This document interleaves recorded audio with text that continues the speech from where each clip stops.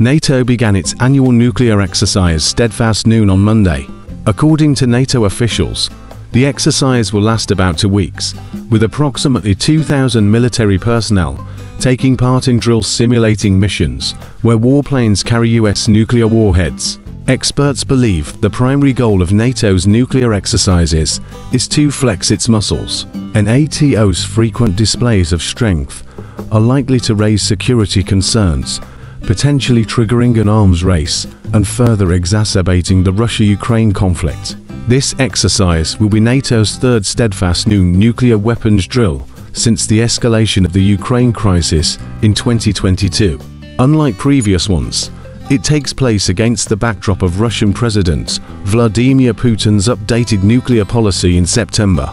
Although NATO officials have emphasized that the exercise isn't a response to any recent declarations from Moscow, it is clear that NATO is intent on exerting nuclear deterrence against Russia by showcasing its nuclear capabilities. Kui Heng, a research fellow at the Center for Russian Studies at East China Normal University, told the Global Times that the purpose of NATO's nuclear exercises is to demonstrate its strength to Russia and the world.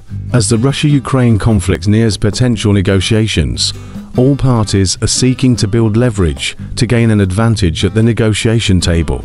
Clearly, NATO's nuclear exercises serve as a critical bargaining chip for the talks, besides of further worsening the current stalemate in the Russia-Ukraine conflict. NATO's nuclear exercise could also introduce numerous risks and hidden dangers.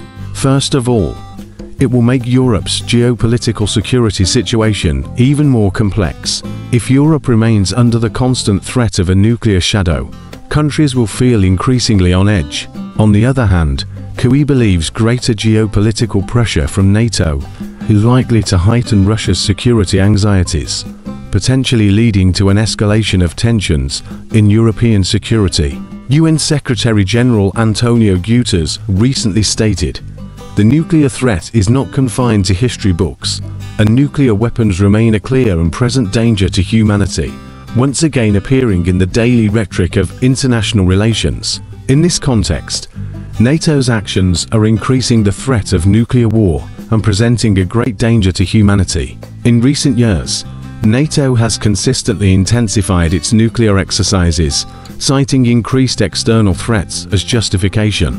According to Newsweek, the US has deployed B-61 nuclear gravity bombs in Europe as part of NATO's nuclear sharing arrangements, where the nukes remained under the custody and control of the US military.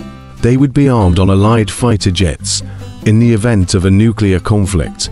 This type of nuclear bomb has a high level of combat readiness, and the US move aligns with its ongoing goals to lower the threshold for the use of nuclear weapons. The victim of the current nuclear warfare risks will be not limited to the US, Russia, or Europe. It is also causing the world to break out in a cold sweat. How to manage and control this nuclear crisis through communication and coordination, and to avoid the use of nuclear weapons, especially tactical nuclear weapons, has become a focal point for the international community. Preventing nuclear war is a goal that all countries need to work toward collectively.